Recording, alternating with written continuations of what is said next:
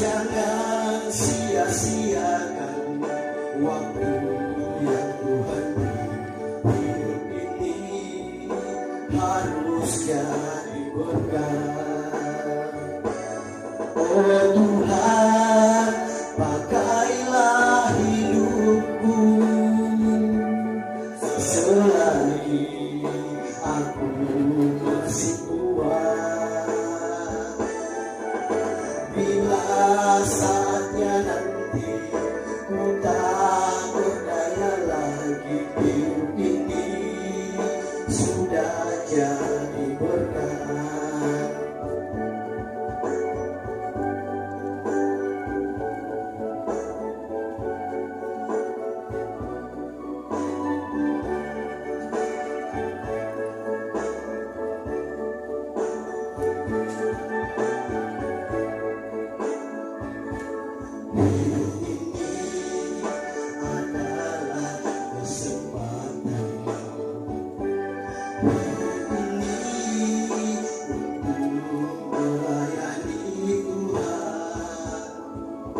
Jangan sia-siakan waktu yang Tuhan beri.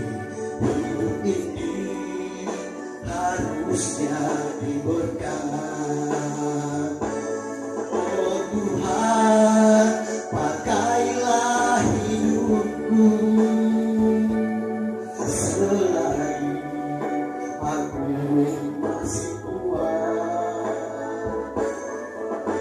Bila saatnya nanti ku tak berdaya lagi, hidup ini sudah jadi berkah.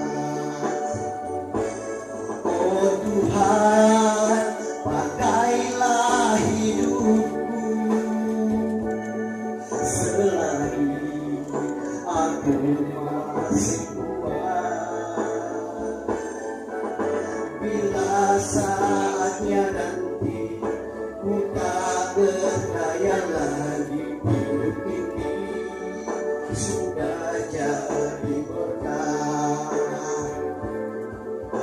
Bila saatnya nanti ku tak berdaya lagi, hidup ini sudah jadi berkah.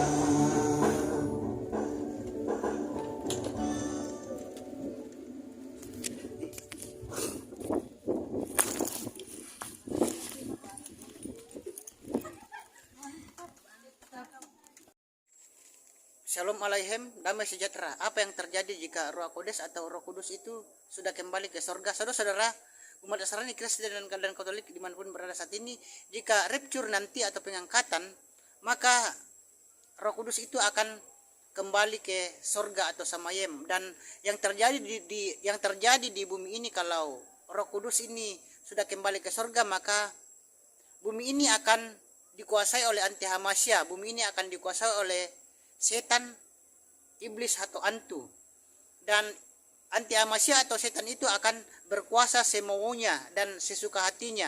Dan bumi ini saudara-saudara tanpa Tuhan, bumi ini tanpa Bapa Yahweh dan Yesus Hamasya. di mana Bapa Yahweh itu adalah Yesus Masya sendiri. Jadi kalau Roh Kudus kembali ke surga, maka bumi ini tanpa Tuhan dan bumi ini akan dikuasai oleh setan atau iblis. Sekian, sampai jumpa Bapak Ibu. Shalom Aleichem, damai sejahtera. Siapakah nama kudus itu? Saudara-saudara umat Nasrani, Kristen dan Katolik dimanapun berada saat ini, nama kudus itu adalah Yahweh, Bapa Yahweh. Bapa Yahweh, sang pencipta langit dan bumi dan segala isinya, dan sang pemilik surga. Itulah nama kudus. Jadi yang dimaksud dengan nama kudus yaitu Yahweh, Bapa Yahweh. Dan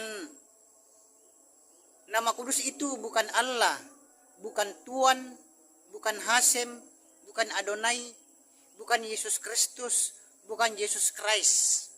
Tetapi nama kudus itu adalah Yahweh, Bapa Yahweh, di mana Bapa Yahweh itu adalah Yesus Masya sendiri, dan Yesus Masya itu adalah Bapa Yahweh sendiri, dan Bapa Yahweh dan Yesus Masya itu adalah satu pribadi yang tidak bisa dipisahkan antara keduanya. Dan Shalom Aleichem, damai sejahtera. Apa yang terjadi jika Roh Kudus atau Roh Kudus itu sudah kembali ke surga? Saudara-saudara umat Nasrani, Kristen dan Katolik dimanapun berada saat ini, jika rapture nanti atau pengangkatan, maka Roh Kudus itu akan kembali ke surga atau samayem. Dan yang terjadi di bumi ini, kalau Roh Kudus ini sudah kembali ke surga, maka bumi ini akan dikuasai oleh anti hamasya. Bumi ini akan dikuasai oleh setan, iblis atau antu. Dan anti hamasya atau setan itu akan berkuasa semaunya dan sesuka hatinya. Dan bumi ini saudara-saudara tanpa Tuhan. Bumi ini tanpa Bapa Yahweh dan Yesus Hamasya, di mana Bapa Yahweh itu adalah Yesus Hamasya sendiri. Jadi kalau Roh Kudus kembali ke surga, maka bumi ini tanpa Tuhan dan bumi ini akan dikuasai oleh setan atau iblis. Sekian, sampai jumpa Bapak Ibu. Shalom Aleichem, damai sejahtera. Siapakah yang menghambat anti hamasya atau setan di muka bumi ini? Saudara-saudara umat Nasrani, Kristen dan Katolik dimanapun berada saat ini, yang menghambat anti hamasya atau setan berkuasa secara mutlak dan secara penuh di muka bumi ini adalah Ruach Kodes atau Roh Kudus. Jadi Ruach Kodes atau Roh Kuduslah yang menghambat anti hamasya atau setan berkuasa secara mutlak dan penuh di muka bumi ini. Dan saudara-saudara, kalau rapture nanti pengangkatan, itu Roh Kudus itu akan kembali ke surga dan bumi ini tidak ada lagi Roh Kudus. Dan bumi ini akan dikuasai oleh anti hamasya. Bumi ini akan dikuasai oleh setan. Dan anti hamasya atau setan akan berbuat sesuka hatinya dan semaunya. Dan kita orang-orang yang rapture atau pengangkatan itu tidak akan mengalami penderitaan karena anti hamasya, tetapi naik ke surga. Sekian, sampai jumpa. Shalom Aleichem, damai sejahtera. Kapankah zaman Ruach Kudus atau Roh Kudus itu berakhir? Saudara-saudara umat Nasrani, Kristen dan Katolik dimanapun berada saat ini, zaman Ruach Kudus atau zaman Roh Kudus itu berakhir kalau Yesus Masya itu sudah datang kedua kalinya ke dunia fana ini, saudara-saudara. Dan orang-orang yang memenuhi syarat untuk rapture atau pengangkatan akan terangkat ke surga bersama dengan Yesus Hamasya yang akan menjadi mempelai pria kita kalau kedatangannya kedua kalinya ke dunia fana ini. Dan saudara-saudara, kalau Ruach Kudus itu kembali ke surga, saudara-saudara, maka yang akan berkuasa di bumi ini adalah anti hamasya. Jadi saudara, berusahalah untuk memenuhi syarat untuk rapture atau pengangkatan, supaya kita jangan tinggal di bumi ini yang akan diperintah oleh anti hamasya yang akan membuat kita sengsara dan menderita. Sekian, sampai jumpa. Bapak Yahweh memberkati. Shalom Aleichem, damai sejahtera.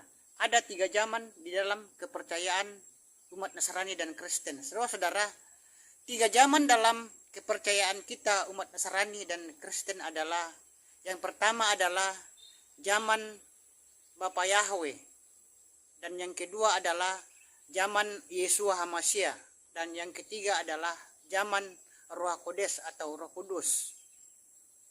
Jadi saudara, kita manusia di bumi ini mengalami 3 zaman, yaitu zaman Bapa Yahweh, zaman Yesus Hamasya, dan zaman Roh Kudus. Dan saat ini kita sedang di zaman Ruach Kodes atau zaman Roh Kudus. Dan saudara-saudara, zaman Roh Kudus juga ini akan berakhir, dan zaman Roh Kudus atau Roh Kudus ini akan berakhir kalau Yesus HaMasyiah datang kedua kalinya ke dunia fana ini menjadi mempelai pria kita, dan orang-orang yang beriman dan percaya pada Yesus HaMasyiah akan terangkat. Sekian, sampai jumpa. Bapak yang memberkati. Shalom Aleichem, damai sejahtera. Siapakah mempelai pria itu? Saudara-saudara, mempelai pria itu adalah Yesus HaMasyiah. Dan saudara-saudara, Yesus HaMasyiah itu akan datang menjadi mempelai pria pada saat Yesus HaMasyiah datang kedua kalinya ke dunia fana ini menjadi mempelai pria yang akan mengangkat orang-orang yang memenuhi syarat untuk rapture, dan akan membawa orang-orang yang memenuhi syarat untuk rapture atau pengangkatan ke sorga.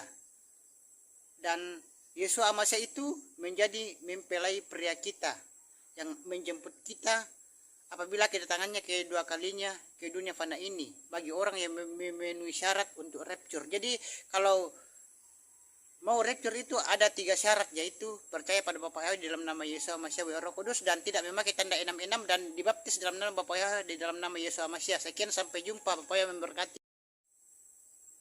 Shalom Aleichem, damai sejahtera. Apakah itu rapture? Saudara-saudara umat Nasrani, Kristen, dan Katolik dimanapun berada saat ini, rapture adalah pengangkatan. Jadi orang-orang yang percaya kepada Bapa Yahweh dan percaya kepada Yesus HaMasyiah dan Roh Kudus atau Roh Kudus, dan percaya bahwa Bapa Yahweh itu adalah Yesus HaMasyiah dan Roh Kudus itu adalah Roh Bapa Yahweh sendiri. Dan yang kedua adalah orang-orang yang tidak memakai atau menggunakan tanda 66, dan yang ketiga orang-orang yang dibaptis dalam nama Bapa Yahweh dalam nama Yesus HaMasyiah dan melakukan baptisan pembaharuan di dalam nama Bapa Yahweh di dalam nama Yesus HaMasyiah Roh Kudus, maka orang-orang itulah yang akan rapture atau pengangkatan. Jadi saudara-saudara, rapture itu adalah pengangkatan orang-orang yang percaya pada Bapa Yahweh di dalam nama Yesus HaMasyiah. Sekian, sampai jumpa. Shalom Aleichem, damai sejahtera. Penyebab Yesus HaMasyiah disalib. Saudara-saudara umat Nasrani, Kristen, dan Katolik dimanapun berada saat ini, penyebab utama Yesus HaMasyiah disalib itu bukan karena orang-orang Farisi dan ahli-ahli Taurat itu merasa disaingi oleh Yesus HaMasyiah, atau bukan karena ahli-ahli Taurat dan orang-orang Farisi itu merasa iri hati, dengki, dan cemburu kepada Yesus HaMasyiah. Tidak, saudara-saudara, itu bukan alasan Yesus HaMasyiah disalib. Tetapi alasan Yesus HaMasyiah disalib itu karena Yesus HaMasyiah menyamakan dirinya dengan Yahweh. Yesus HaMasyiah menyamakan dirinya dengan Sang Pencipta langit dan bumi dan segala isinya, dan Sang Pemilik surga, yaitu Yahweh. Itulah alasan Yesus HaMasyiah disalib. Dan saudara-saudara, Yesus HaMasyiah itu adalah Bapa Yahweh sendiri yang telah turun ke dunia menjadi manusia. Sekian, sampai jumpa. Shalom Aleichem, damai sejahtera. Apakah Yahweh itu, Bapa Yahweh itu berwujud fisik? Saudara-saudara dimanapun berada saat ini, Bapa Yahweh itu tidak berwujud fisik, saudara-saudara. Dan wujud Tuhan itu tidak ada manusia pun yang tahu. Itu adalah rahasia yang maha kuasa, Sang Pencipta langit dan bumi dan segala isinya, yaitu Bapa Yahweh. Dan saudara-saudara, Bapa Yahweh itu berwujud fisik ketika Bapa Yahweh itu turun ke dunia ini menjadi manusia, yang itulah yang disebut dengan Yesus HaMasyiah. Dan saudara-saudara, Yesus HaMasyiah itu adalah Bapa Yahweh sendiri, dan itulah sebabnya saudara-saudara, Yesus HaMasyiah berkata, aku dan Bapa itu satu. Dan Yesus juga berkata bahwa kamu akan mati dalam dosa-dosamu kalau kamu tidak percaya bahwa akulah Dia. Jadi saudara-saudara, Bapa Yahweh dan Yesus HaMasyiah itu adalah satu pribadi. Sekian, sampai jumpa. Bapa Yahweh memberkati. Shalom Aleichem, damai sejahtera. Contoh daripada iman. Saudara-saudara, saya sudah menjelaskan tentang iman, yaitu iman adalah dasar dari perkara yang diharapkan dan bukti dari hal-hal yang tidak kelihatan. Jadi iman itu saudara-saudara yaitu meyakini atau mempercayai sesuatu yang belum pernah dilihat. Dan contohnya adalah ketika kita berbicara tentang hukum Noah, itu berbicara tentang iman juga, yaitu seseorang yang mengimani, aku punya rumah, padahal apakah sudah mendapatkannya secara fisik? Belum, saudara-saudara, belum mendapatkan rumah itu secara fisik, namun mengimani sudah punya rumah. tetapi belum mendapatkannya secara fisik. Itu namanya salah satu contoh daripada iman. Jadi iman, saudara-saudara, kita harus meyakini atau mempercayai sesuatu yang belum pernah dilihat, itu yang disebut dengan iman. Dan orang yang belum pernah melihat Tuhan Bapa Yahweh di mana Bapa Yahweh itu adalah Yesus Mesias sendiri, namun percaya, itu yang disebut iman. Sekian.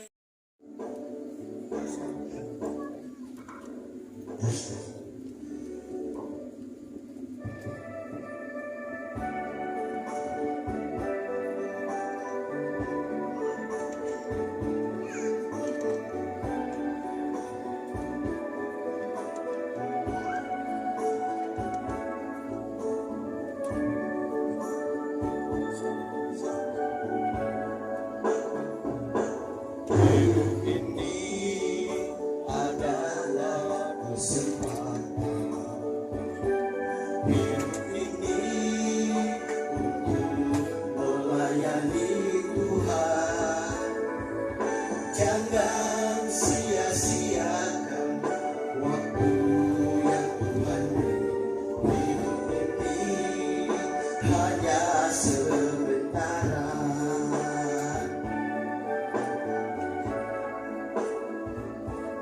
Hidup ini adalah kesempatan. Hidup ini untuk melayani Tuhan. Jangan sia-siakan waktu yang Tuhan beri. Hidup ini harus jadi berkat. Oh Tuhan, pakailah hidupku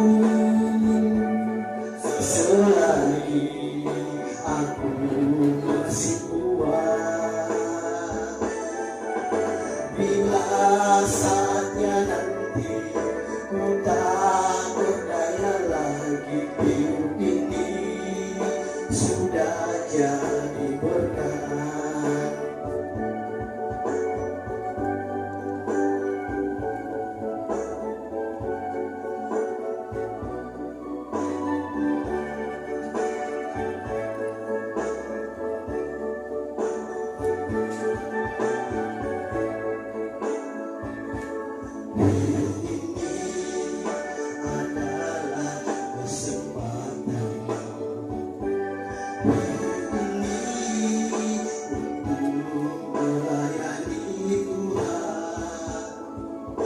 Jangan sia-siakan waktu yang Tuhan beri. Hidup ini harus jadi berkat. Oh Tuhan, pakailah hidupku selagi aku masih kuat. Bila saatnya nanti ku tak berdaya lagi, hidup ini sudah jadi berkat. Oh Tuhan, pakailah hidupku selagi aku masih kuat. Bila saatnya nanti ku tak berdaya lagi, hidup ini sudah jadi berkat. Bila saatnya nanti ku tak berdaya lagi, hidup ini sudah jadi berkat.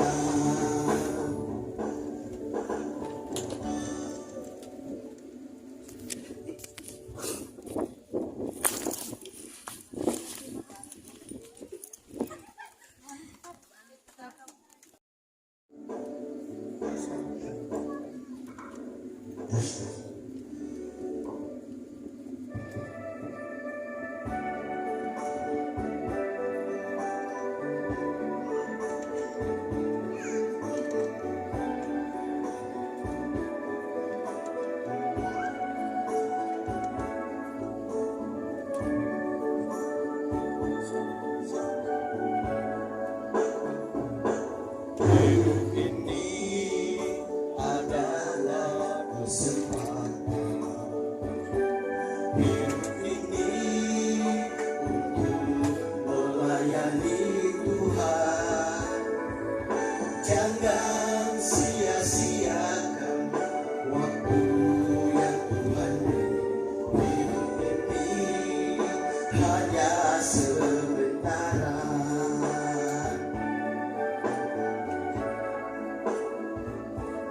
Hidup ini adalah kesempatan. Hidup ini untuk melayani Tuhan. Jangan sia-siakan waktu yang Tuhan beri. Hidup ini harus jadi berkah. Oh Tuhan, pakailah hidupku selagi aku masih kuat. Bila saatnya nanti ku tak berdaya lagi, hidup ini sudah jadi berkah.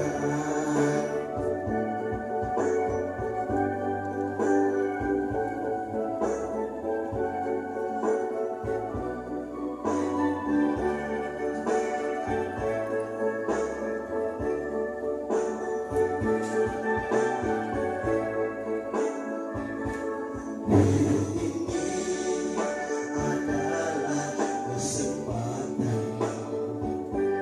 Hidup ini untuk melayani Tuhan. Jangan sia-siakan waktu yang Tuhan beri. Hidup ini harus jadi berkah. Oh Tuhan, pakailah hidupku selagi aku masih kuat. Bila saatnya nanti ku tak berdaya lagi, hidup ini sudah jadi berkah. Oh Tuhan, pakailah hidupku selagi aku masih kuat. Bila saatnya nanti ku tak berdaya lagi, hidup ini sudah jadi berkah. Bila saatnya nanti ku tak